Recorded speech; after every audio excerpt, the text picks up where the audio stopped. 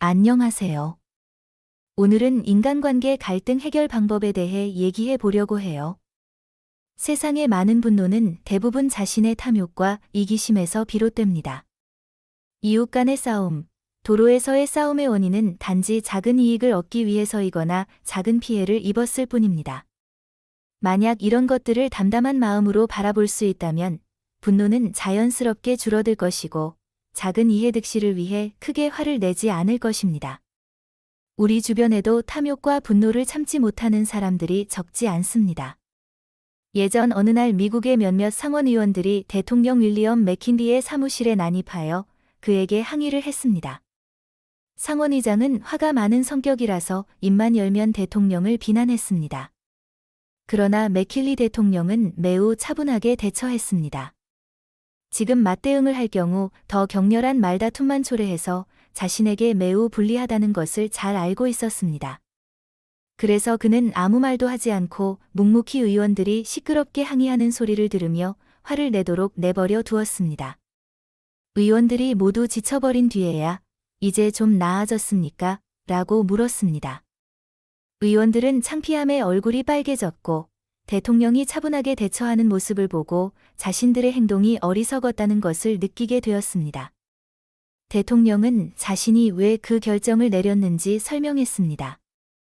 상원의원들은 그 내용을 완전히 이해하지는 못했지만 심리적으로 이미 대통령에게 완전히 굴복되었습니다.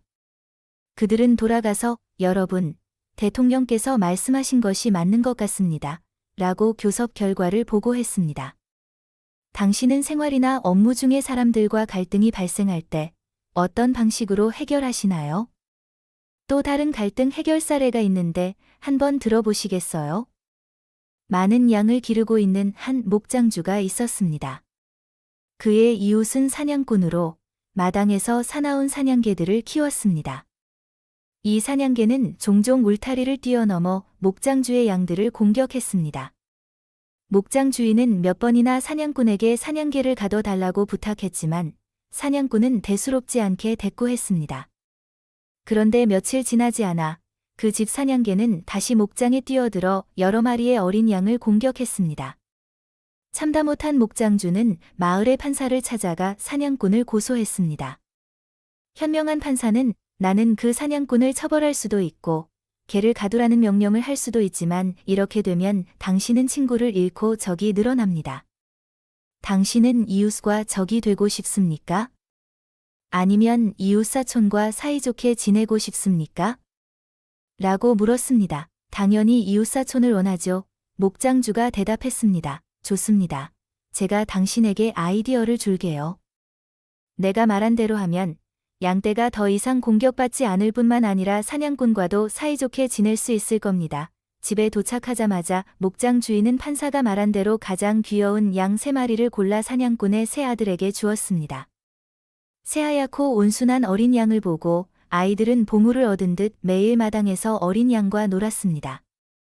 사냥개가 아들들의 어린 양을 해칠까봐 사냥꾼은 큰 철장을 만들어 사냥개를 단단히 가두었고 그 후로 목장주의 양떼는 더 이상 공격을 받지 않았습니다. 목장 주인의 호의에 보답하기 위해 사냥꾼은 여러 가지 사냥한 동물을 선물했고 목장 주인은 우유와 치즈를 사냥꾼에게 선물하며 좋은 친구가 되었습니다. 이 이야기를 들어본 소감이 어떠신가요? 만약 당신이 친구와 갈등이 생긴다면 당신은 원리 원칙대로, 법대로 처리를 하시겠습니까? 아니면 충분한 대화를 통해 서로가 이해하는 방법으로 처리하시겠습니까? 대부분의 경우 인내는 종종 승리의 비결이 되곤 합니다. 당신이 정말로 양보하든 전략적으로 양보하든 간에 잘 인내하고 양보하는 사람들은 주변 사람들과의 갈등을 쉽게 해결하고 그들을 진정한 친구로 만들 수 있습니다. 갈등 상황에서 상대방의 얘기를 잘 듣고 해결 방법을 잘 이끌어내는 것이 우리가 가져야 할 미덕입니다. 넓은 마음이란 상대방 입장에서 이해하는 것을 포함합니다. 자신감 있는 사람은 상대방 입장까지 생각할 여유가 있기 때문입니다. 두려움과 열등감을 가진 사람은 논쟁에서 끝까지 자기 주장을 굽히지 않고 아무 의미도 없는 승리를 하려고 합니다. 우리는 항상 기억해야 합니다.